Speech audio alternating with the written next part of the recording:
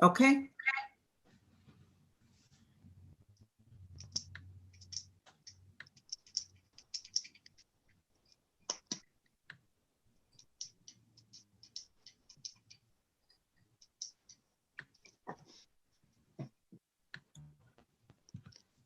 All right, we have a quorum.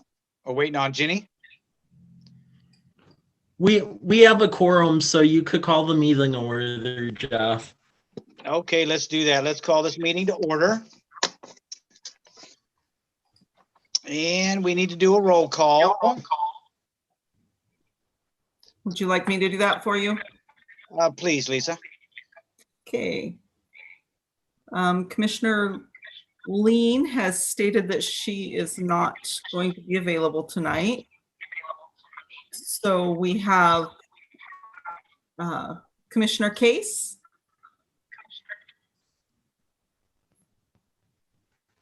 Is he still with us?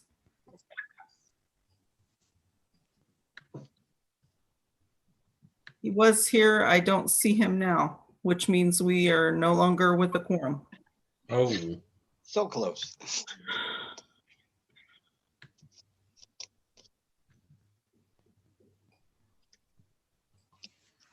Oh, here, Jenny just joined. We have quorum again. All right, Jenny, way to go. Okay, can you hear me? Yeah. Yes, Yes. we can. All right. Quickly. So sorry. Doug a link again.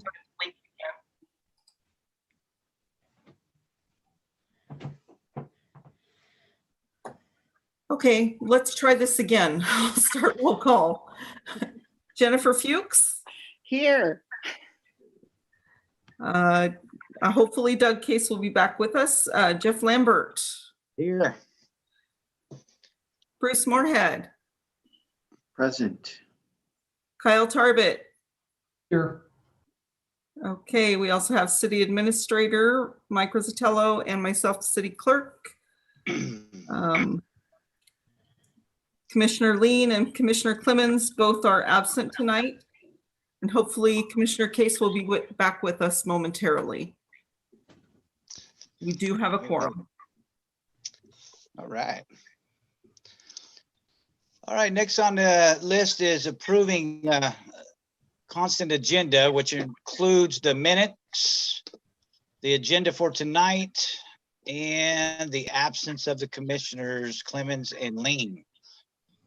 So I hope everybody had a chance to look at everything that's going to be presented tonight. And I'm going to just go ahead, since Kelly's not here to do all the motioning, I will make a motion to approve the constant agenda with the minutes and the agenda for tonight. Do we have a second? Second. Do we have a second? Second. All in favor? Aye. Aye. Awesome. Since that's everybody, we'll just go with that. Hey. All right, next on list, Michael. Did you Okay, actually, did you get to attend the Common Trust Zoom meeting last Yeah. night? Yeah. You did. I figured you did. Yep. And so that was very informative. I had a feeling you were there. So, you know, I don't know if anybody else has heard of the Common Roots Housing Trust. If anybody would like to know about it, there's certainly a website to go to get information on it, which I think we all should get up to speed on it anyway. Very informative. So I just want to throw that out there. Next, I'll turn it over to you, Michael, and talk about this downtown parking. Okay, thank. Can I note Huh? for the record real quick that Commissioner Case has joined us again? Welcome back, Doug. Thanks. Okay, so for the action item, this is just to authorize Jeff to sign a letter of support on behalf of the commission for this. As you may recall, in our comprehensive plan and then the College Avenue design guidelines and strategic plan, one of the issues with College Avenue is that since it was rebuilt, there isn't that much parking, and that does act as a little bit of a wedge when trying to develop projects, because that the way the code is right now, pretty much for the development, they would have to build parking, and that takes away like developable land area.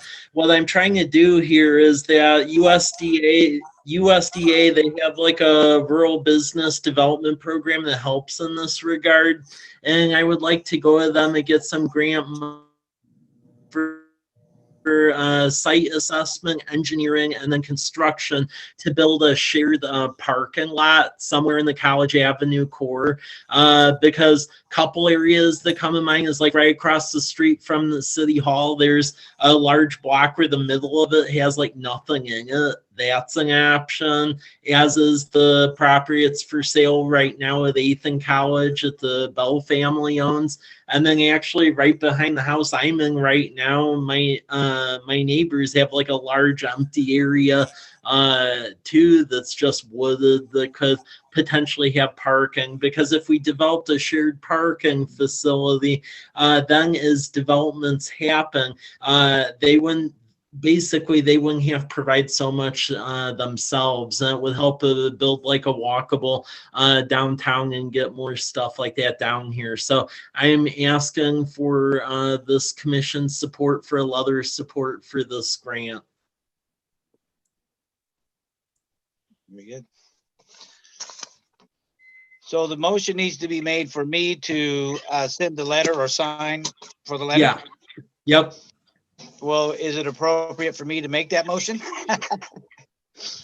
I mean, I believe you could, Lisa. Is that correct? As a voting member of the commission, he can, yes. Okay. Since we've got 5 voting members in attendance, it would be great if one of the other members would do it. I'll make a motion. And I'll second it.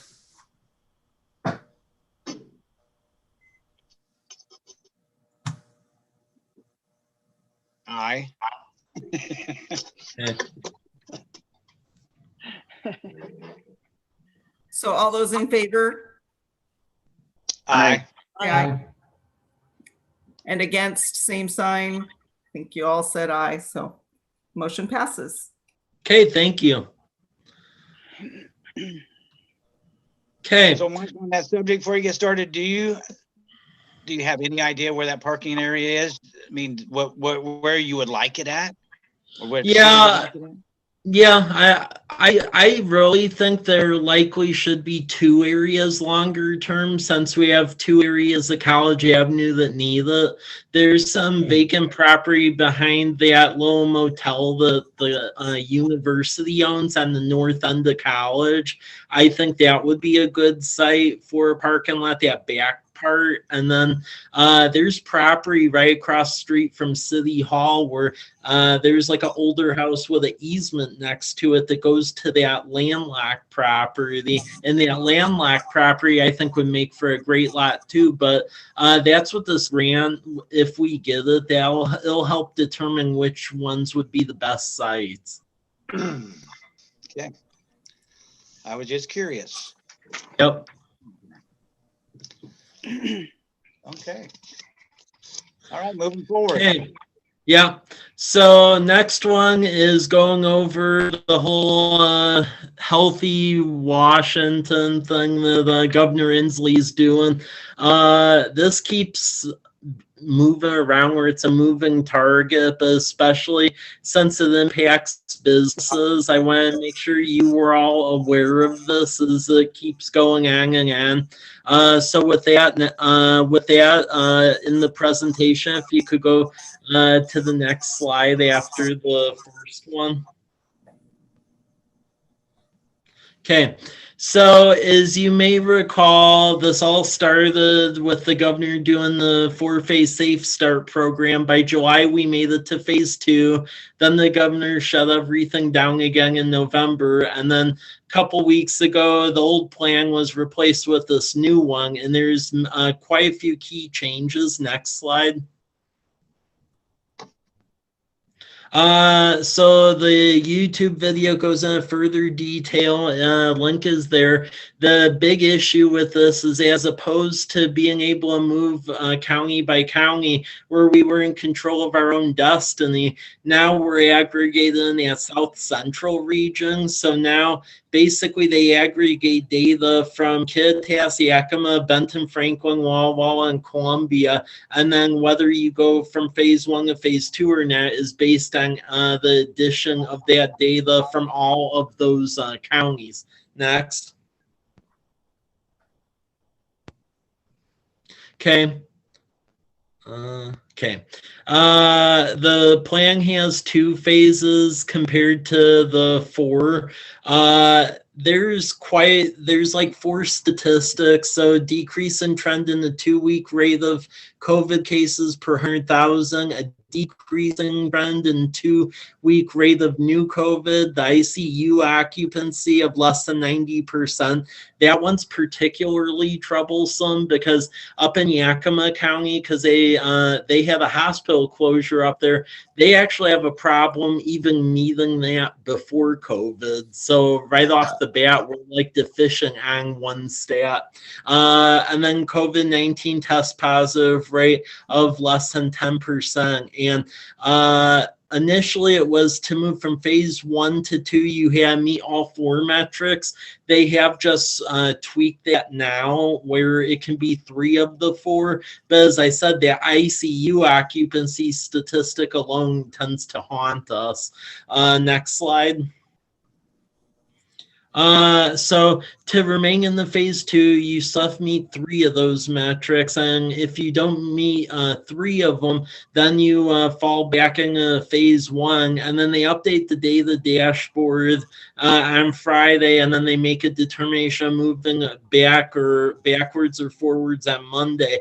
The issue with the thing that the governor just put out is at first it went from 1 week to where now they're making those determinations every 2 weeks. So it's really occupying a lot of time, and it doesn't really seem to be based much in rational thought at all. As of right now, the 2 regions that were able to go with phase 2, which basically is like an indoor dining, similar to like what it was here this past summer. The only areas that are in phase 2 is Puget Sound, so Seattle, Tacoma area, and then the West region, which is like Aberdeen and Olympia and Centralia. So those are ones that are open at the moment. Next slide. And then this tends to just go like over all of the differences. So retail stores, they're open at the 25% capacity. The social gatherings, as far as like indoor with a lot of people, phase 1 bans it, phase 2, you're able to have that. And then a lot of the services are at the 25% capacity, but then there's changes to sports and entertainment and things like that. So entertainment, they do allow that again, but it has to be ticketed, and it's only a couple of folks a piece. So as far as having like bigger events or stuff, it's still no right now. But so those are key differences between phase 1 and phase 2. And right now with this new plan, we're in the phase 1 element of that. Next slide. The problems that we have, and I know the chamber issued a really good letter to the governor, and then actually our mayor did as well, is just we feel it's problematic because this wasn't talked about to the cities at all. They just sprung it. And we do have a call between the counties and the health departments and the cities, but the problem is quite a few of the other counties have a very unique stance in dealing with it, where I would argue if it was just us, we'd be able to move through this quicker. So that could cause us to have delays in this. And again, those other counties have also had a lot higher cases as well. So it does have the ability to delay us quite a bit. We've sent communications to the governor's office, but he has not responded to any of that. So as of right now, that's pretty much where we're at with that plan. Again, it seems like they're trying to adjudicate with rules, it almost seems like, on a daily basis. So it's hard to keep up with it, but that's where we're at right now. Questions, comments?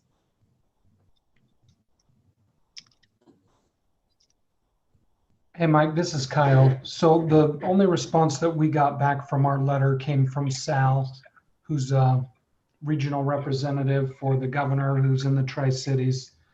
And it didn't really give a whole lot of hope for moving counties out of this regionalized approach.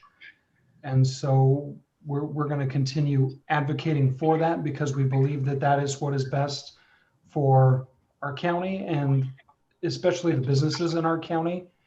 But the piece about being moved backwards is really concerning because you can work as hard as you can to get to phase 2, and then a small outbreak in a county can drag one number down below a threshold, and all of a sudden we're, everyone in that region will have to move back.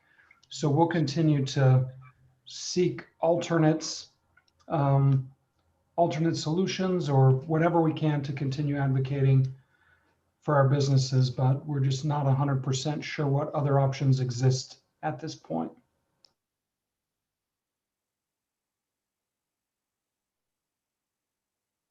All right, thanks, Kyle.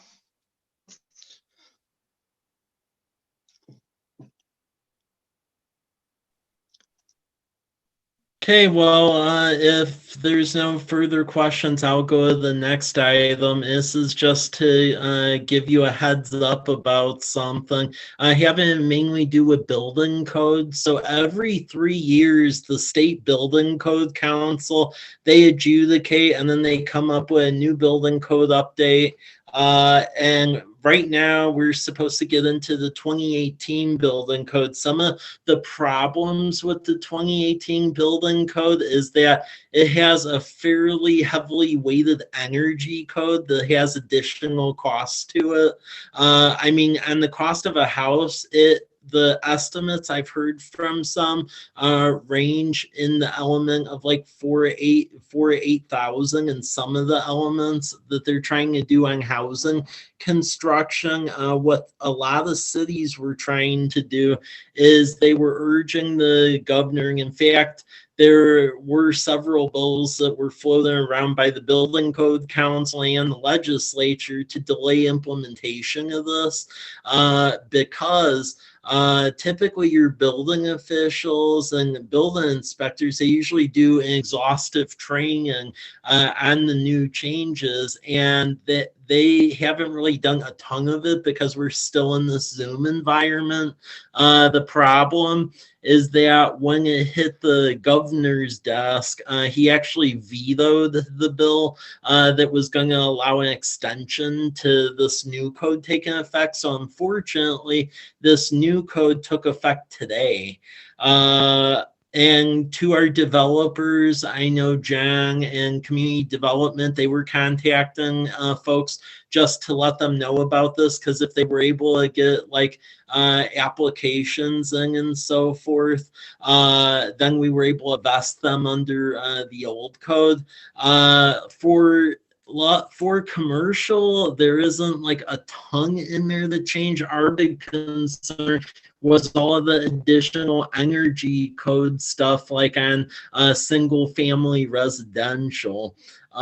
So unfortunately, that's where we're at right now, where the Building Code Council and the other powers that be tried to get through a bill that would delay the implementation of this until everyone had the training and the economy was more recovered, but the governor vetoed it. So as we're working through this development with the building code, I would say with development projects, just please be patient as we're working through the energy code elements. We just have to be really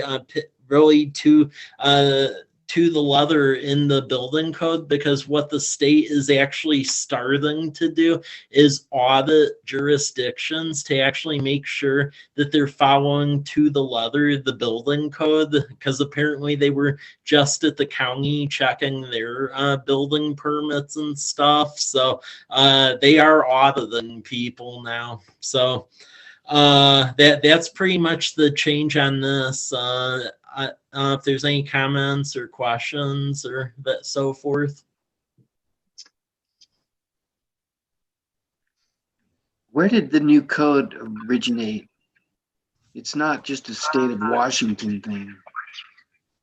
No, it's basically a standardized code that's all across the country. It's the International Building Code, and it's pretty much a boilerplate code that the International Code Council, they actually put together nationally every year, but the state of Washington, through its Building Code Council, only adopts like addendums to it every 3 years.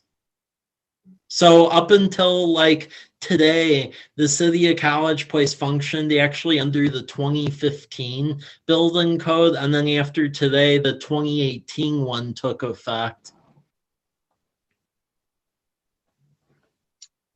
Great. Thank you. Yep. Thank you, Mike. Okay, well, if there's no further comments, I'll go to the next one just to keep you aware of this. So as you all may recall, a couple months ago, we actually won a $120,000 community development block grant from the state. So I'm getting through the contract requirements right now, and we're negotiating with Mercy Corps Northwest. They run the micro business assistance program, where essentially it's has small business training. The trainings are done in both English and Spanish, and then it's also a matched IDA account as well. So typically the city usually pays for 2 seats into that every year for College Place residents. The cool thing is with this grant, this will buy us 12 additional seats, and this grant is active until the end of 2022. So in the next 2 cohorts, we'll have an additional 6 seats per cohort for the micro business assistance program. So that's a great thing. I just want to make sure you were all up to date on that, because the contract will be going through with Mercy Corps and the city will be going through at the next meeting, and then we'll be underway to keep that program and keep it growing and going. So that is the report I have for that one. All right, thanks, Mike. That's great about that grant. So you said like 12 more businesses can get in with that grant? Yeah. Nice. Yeah, 12 small businesses, yep. And then keep in mind that's in addition to usually the city contributes for 2 seats. So for each cohort. So basically what that means is between what we always assist with plus this grant, per cohort, you have the ability of 8 additional businesses per cohort from College Place. The only key thing with that, with the versus like our own funds compared to the grant funds, is that the city funds can be used pretty much anywhere in town to help the businesses. With this CDBG grant, it's a low-income census block groups. Luckily, in this case, the census block groups comprise about close to 75% of the city. So it'll still help a lot of people, but that's just the key difference between city money versus the grant money. Very good. Good. All right, thanks for the update. Yep. How will the decision be made as to where the grant money actually ends up? Yeah, so how who gets awarded the grant funds is that typically Mercy Corps Northwest, they open up a grant application process where folks who either have existing small businesses or are at the ground floor and just getting going, they'll put in the application explaining their idea and pretty much why they should be chosen, and then pretty much there's a committee of folks. Typically, a lot of it is like the sponsors. So typically, there's city representation. So usually, I'll be one of the graders. City of Walla Walla grades them as well because they contribute to this program too. So Jennifer Beckmeyer usually is their grader, and then there's quite a few banks that pay for some seats in this program. So usually bank representatives as well, and through that task force that grades them, they basically grade them and rank them, and then however many seats are available, that determines who gets it or not between the amount of seats available and then the grading for that. Thank you. Yep.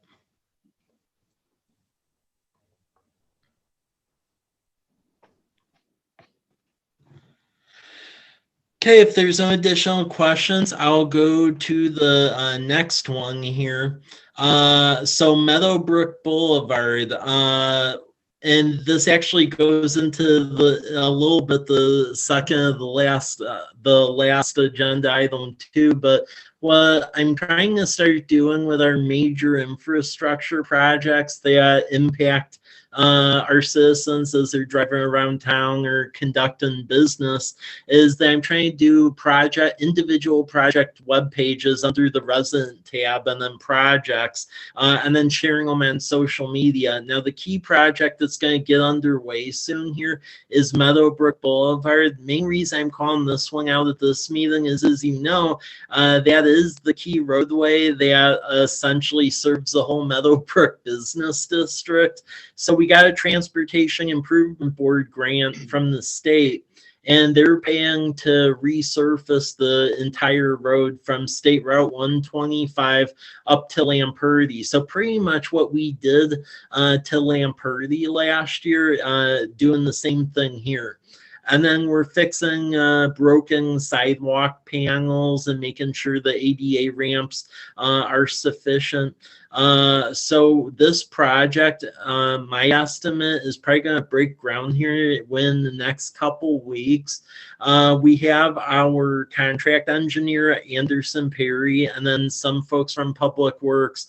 I've asked that they talk to all the businesses along that corridor because we will have traffic through there, but there'll be cones and stuff because they will be resurfacing it and so forth. So we are conducting a public outreach, but should be a pretty quick project because we aren't doing a full-on reconstruction. It's just milling off the top layer of asphalt, fixing the basing areas where it's compromised, and putting in a new pavement. So it should move quick, but it's just while it is going on, that will be a little bit of an irritation to folks driving on Meadowbrook. So I wanted to make sure to call attention to that, and there is a video about that as well, so people can actually see what we're doing and so forth. So that's Meadowbrook. Is there any questions or comments?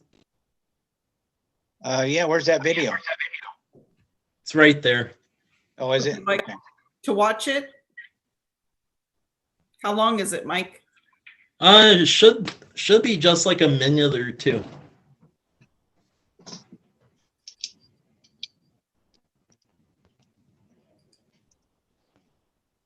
Well, let me get sound going. Yeah, we got time. Oh, there it is. Okay. Mike Riztello, City Administrator here, provide an overview over the Meadowbrook Boulevard resurfacing project. The state received a Transportation Improvement Board grant of about $300,000. The state tends to give money for federally classified roads, which are roads that have like a higher traffic count. Meadowbrook is one of them. We have the project out to bid now, and it'll be resurfacing the roadway from Lamperty to State Route 125, very much in a similar fashion to what we did Lamperty Street in 2020. And then we'll fix broken sidewalk panels and do some appropriate upgrades. So this is out for construction bid now. I would expect construction in the winter and spring of 2021. Traffic will be maintained.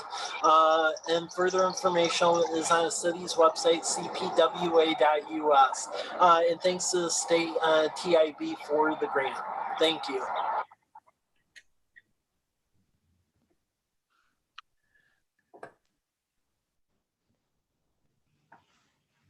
Nice job, Mike. Thanks. So yeah, that project will be underway in the next couple weeks, and we're making sure everyone who abuts that road is notified, but it will be a little bit of an irritation. And we're trying to get that done prior to the Southwest sewer. That's the big sewer we're going to be constructing across from the high school, just because with Meadowbrook, we need that to have free passage because once we start constructing the Southwest sewer, College Avenue from Lamperty, Majanier to the high school will also have some work going on because we'll have to be putting the line underneath College Avenue. But we're timing both of these so they won't be going on at the same time. So at least one of the roads will be fully open at any time. So. Hey, what's the time frame of completion on the Meadowbrook? Meadowbrook, that's going to be a very quick project. So I think we'll have that fully done by May. Okay.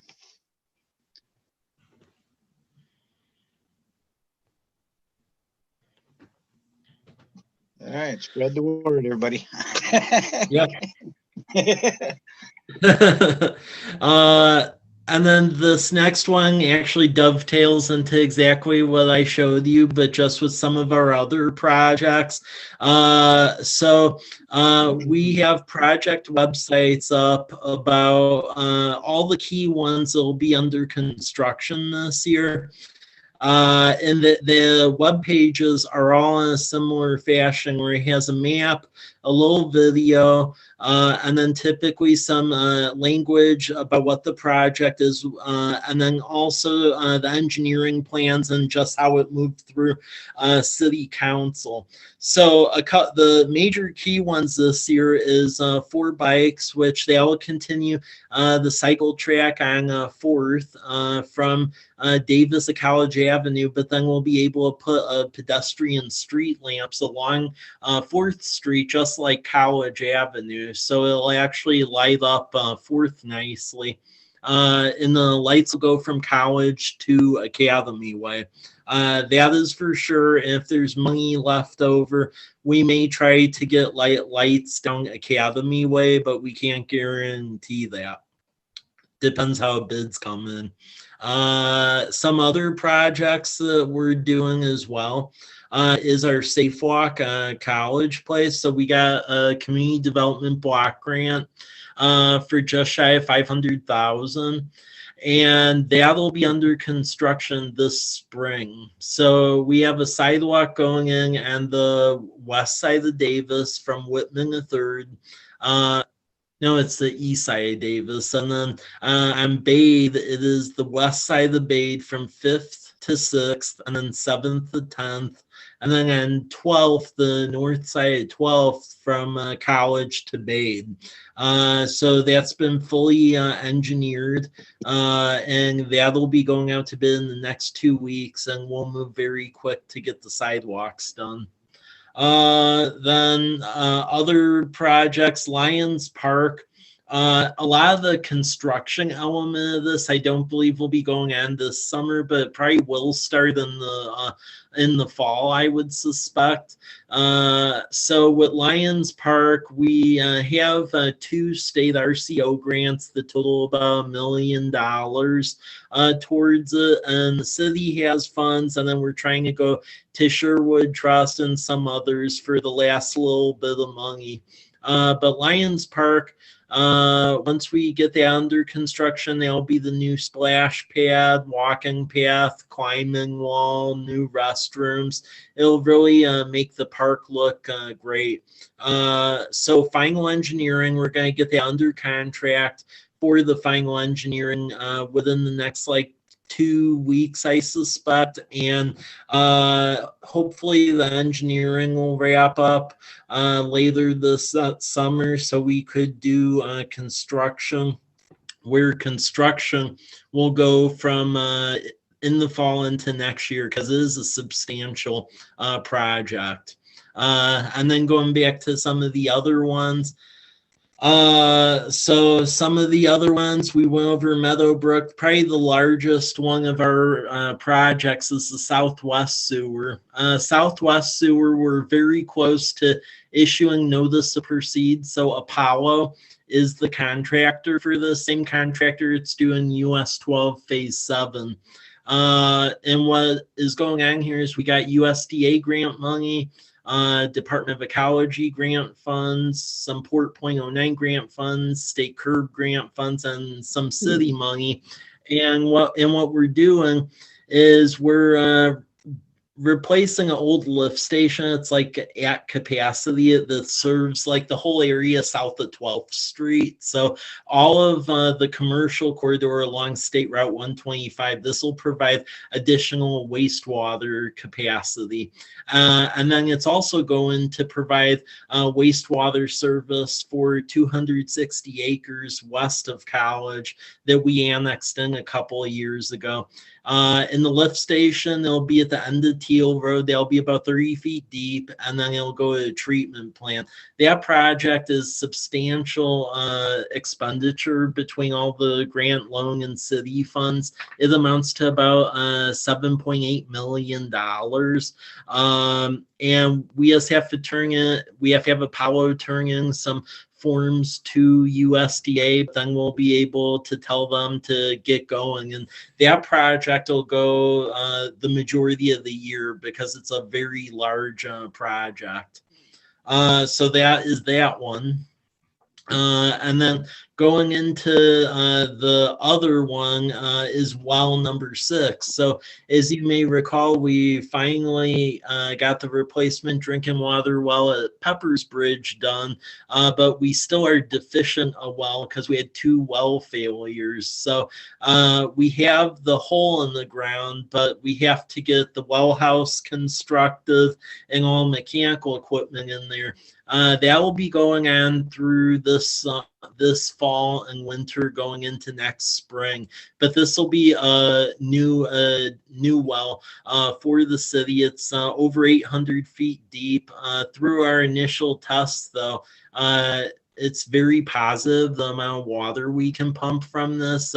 Initial tests from when we drilled the hole were in the neighborhood of 5,000 gallons a minute. So it'll be a great producing well. So that's right off Whitman at Maple.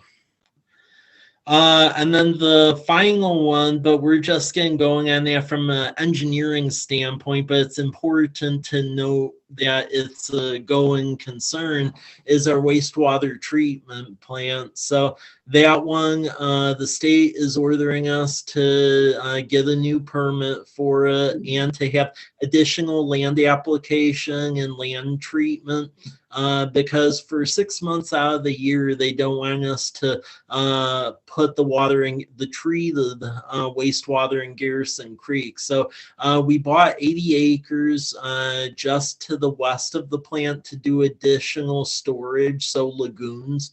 It got a very good deal on that, but we're going to substantially increase the treatment and the size of the treatment plant. We're trying to assemble all of the financing right now. It's likely it's going to be a combination USDA, ecology, and then some legislative appropriations because it's a very expensive venture. We have to get phase 1 done by the end of 2023, and the engineer estimates on that range in the amount of around $20 million. So that's why we're trying to get all the grant funds to take care of this. I have repeatedly gone to Olympia to try to tell them, you need to give a lot more grant money or be flexible with the regulatory requirements on this because of how small of a city we are. And a lot of that falls on deaf ears. But we are doing good on the grant side of the coin. But that's a substantial project. We're engineering it right now. And then the construction on that will be the next 2 years out there. But then we should be good for a while. So those are the key projects. As you can see, the websites, they have everything. You go to the bottom of them even, we actually have a document portal on all of them where you can look at anything pertaining to engineering plans, the grant loan documents, or when it gets to construction documents. So just trying to be very transparent about everything. So any questions or comments?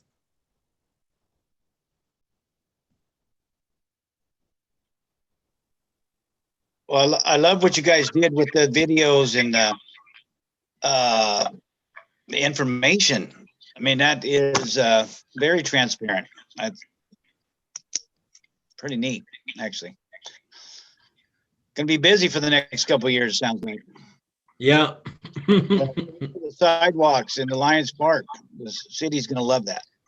Yeah. Yeah, good overview. Thank you, Mike. Yep. I would just urge everyone, if you know anyone that has concerns about Meadowbrook, share the information with them, because even though we go door to door, I've just noticed since I've been here, it seems like we always miss one person. So anyone you could think of, just let them know that that's gonna be going on and direct them to the webpage about it. You want to put any flyers out at the store or anything, informational, something? We can do that. I probably will swing by there because I've just noticed that we could go door to door and someone still won't be around, and then people tend to freak out. So. Yep. Okay. Yeah, we got space for that. Okay.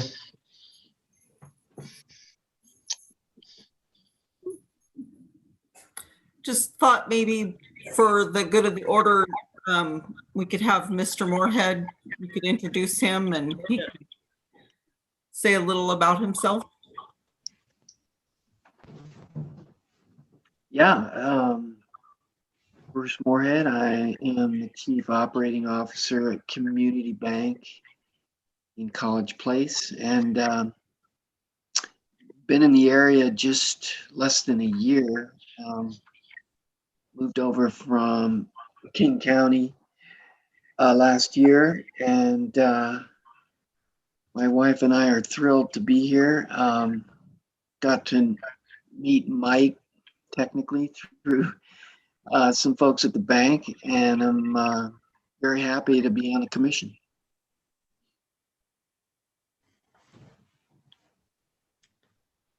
Thank you. Yeah, thank you, Bruce. We welcome you and thank you for your willingness to serve.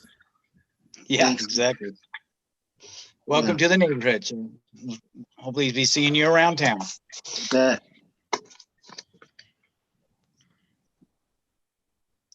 Well, Michael, is that all you had? I mean, not all, but is that what you wanted to cover tonight? 'Cause that was a lot. Yeah, that was everything that was on tonight's agenda. Awesome. Okay, does anybody have anything they would like to input, comment on? Please raise your hand button if you do. If you don't, we can adjourn this meeting. First, we want to set a time or day for next month. What's the calendar look like? Next month is Monday, March 1st. I wanted to ask, do you guys want to change the start time to 5:15?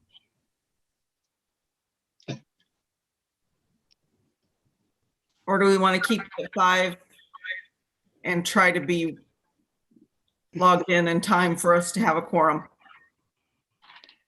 5 o'clock works for me. Yeah, 5 o'clock works for me. Okay, Either way. Let's keep 5 and I'll try not to forget. We'll call I you, thought Jen. about this meeting all day today. Call you 4:30 next time.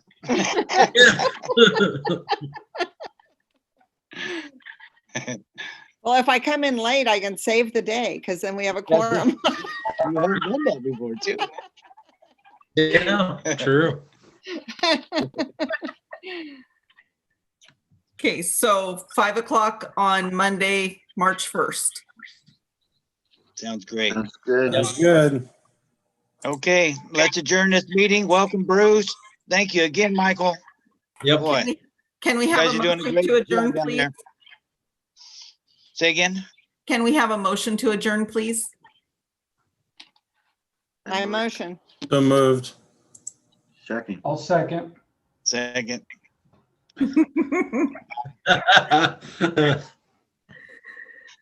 Thank you. Thank you. No Thank you, objections, we can adjourn. Thanks, All right, everyone. stay safe, everybody. See you Thanks, next Lisa. month. Yeah.